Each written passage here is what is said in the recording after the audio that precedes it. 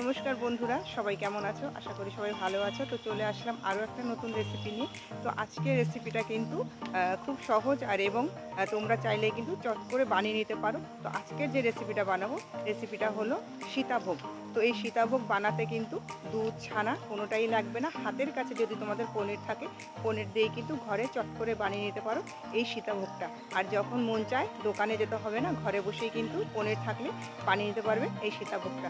অনেক সময় পুজোতেও দিয়ে থাকে এই সীতাভোগ। তো আজকে যে সীতাভোগটা বানাবো, আশা করি তোমাদের খুব ভালো লাগবে। ভিডিওটা দেখার জন্য সঙ্গে থাকবে, তা নাহলে স্কিপ করলে কিন্তু পুরো ভিডিওটা না দেখলে বুঝতে পারবে না কী করে পনির দিয়ে আজকে সীতাভোগটা বানাবো। যদি ভিডিওটা ভালো লাগে অবশ্যই একটা লাইক, কমেন্ট, শেয়ার করতে ভুলো না। যারা ফেসবুক থেকে দেখছো তারা পেজটাকে ফলো করে আমার পাশে থাকবে, যারা ইউটিউব থেকে দেখছো আর তারা সাবস্ক্রাইব করে আমার পাশে থাকবে। তো চলো বেশি কথা না বাড়িয়ে কী করে রেসিপিটা বানাই আজকে সেটাই তোমাদের সাথে শেয়ার করবো। তো এখানে পনির দিয়ে সীতাভোগটা বানাবার জন্য এখানে আমি কিছুটা পনির নিয়ে নিয়েছি। পনিরটাকে একটু গ্রেট করে নেব।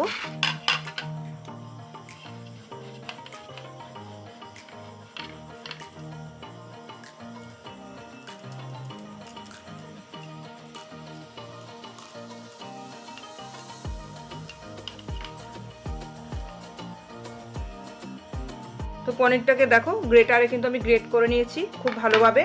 এবার আমি পনিরটার মধ্যে 2 চামচ চালের গুঁড়ো মিশিয়ে নেব। এতে কিন্তু মিহিদানা খুব সুন্দর হবে, একটু সলা সলা টাইপের থাকবে।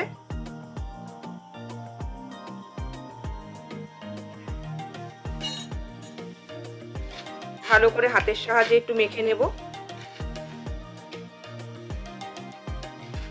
একটু পরে হাতের তালুটা দিয়ে ডলে ডলে মেখে নেব, যাতে খুব সুন্দরভাবে মিহি হয়ে যায়।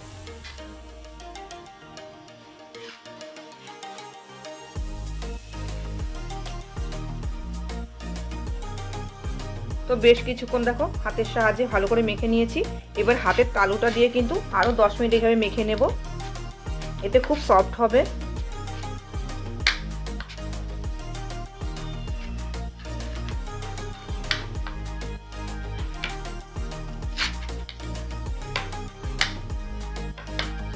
খুব আলতোর ওপরে কিন্তু ডলে ডলে এটাকে মাখতে হবে, জোরে প্রেসার দেওয়া যাবে না।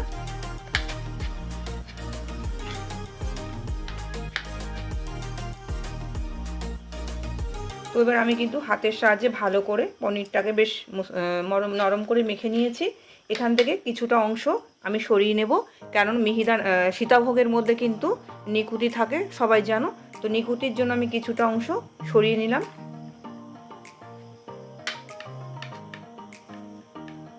এখান থেকে ছোট ছোট লেচি কেটে নেব, নিয়ে কিন্তু নিকুতিগুলো সুন্দর বানিয়ে নেব আমি।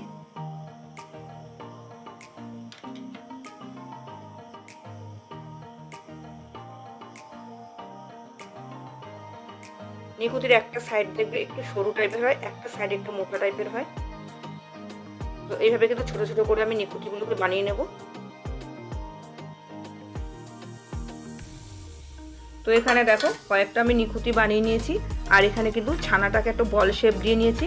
ছানাটাকে আমি ঢেকে রেখে দেবো কিছুক্ষণ, আর ততক্ষণ আমি একটা চিনির শিরা বানিয়ে নেব। তো চিনির শিরাটা করার জন্য আমি গ্যাসটাকে জ্বালিয়ে নেব। গ্যাস একটা গামলা চাপিয়ে দিলাম, দিয়ে দিলাম চায়ের কাপের 1 কাপ পরিমাণ চিনি।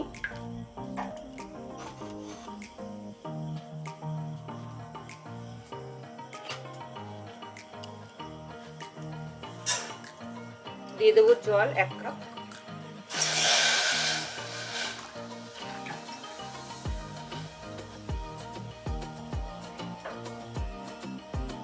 তো রসটাকে ভালো করে একটু নাড়াচাড়া দিয়ে দেবো, যাতে চিনিটা লেগে না যায়। আর চিনির রসটা কিন্তু খুব একটা মোটাও হবে না, খুব একটা পাতলাও হবে না। চিনির শিরাটা আমি এইভাবেই তৈরি করব। তো চিনির শিরাটার মধ্যে 2টো এলাচ দিলে ভালো হয়। তো আমার কাছে এখন এলাচটা নেই, আমি কি করলাম লবঙ্গ আর দারচিনি দিয়ে দিলাম। এটাও কিন্তু খুব সুন্দর একটা সেন্ট আসে। তো তোমাদের যদি হাতের কাছে এলাচ না থাকে, তোমরাও কিন্তু এইভাবে লবঙ্গ আর এলাচ দিয়ে দেখতে পারো, তাতেও কিন্তু খুব সুন্দর কিন্তু সীতাভোগে একটা ভালো ফ্লেভার আসে। তো ওইদিকে আমার কিন্তু চিনির শিরাটা বেশ হয়ে এসছে।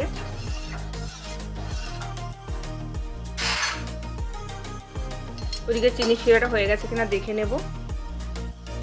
তো চিনির শিরাটা কিন্তু দেখো খুব যে একদম মোটা তারের শিরা করেছি তা না, বেশ একদম হালকা তারের শিরা যেটা ওটাই আমি করেছি। তো এবার কিন্তু শিরাটাকে নামিয়ে নেব। এদিকে আমি একটা গ্যাসে কড়াই চাপিয়ে দিলাম সীতাভোগটাকে বানাবার জন্য।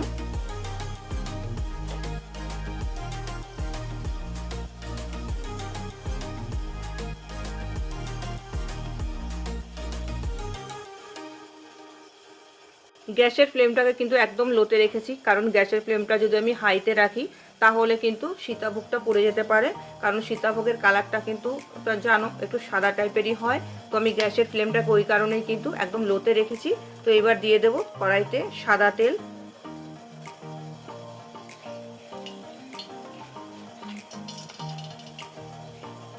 তেলটা কিন্তু আমি খুব একটা গরম করব না, একটু আঙুল দিয়ে দেখে নেব, একদম উষ্ণ আছে। এবার দিয়ে দেবো আমি প্রথমে নিখুঁতিগুলোকে।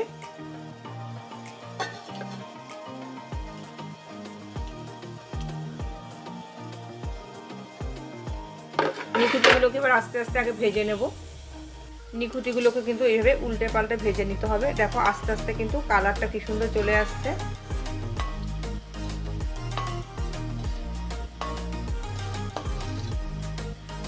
নিখুঁতিগুলো কিন্তু ভাজা হয়ে গেছে। এবার আমি চিনির শিরার মধ্যে দিয়ে দেব।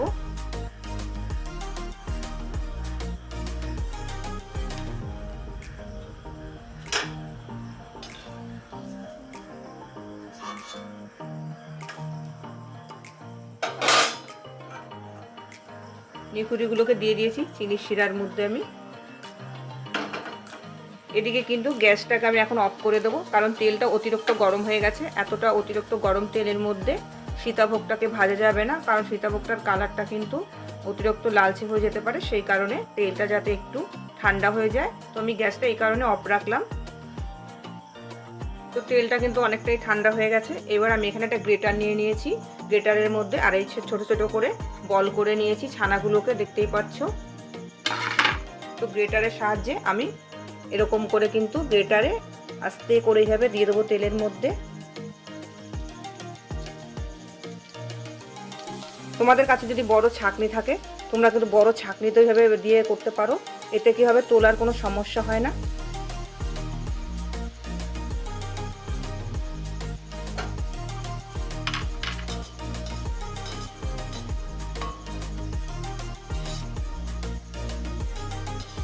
একদম লাল করা যাবে না মিহিদানাগুলোকে।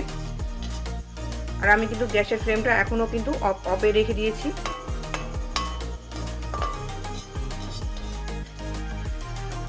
এবার তুলে নেব।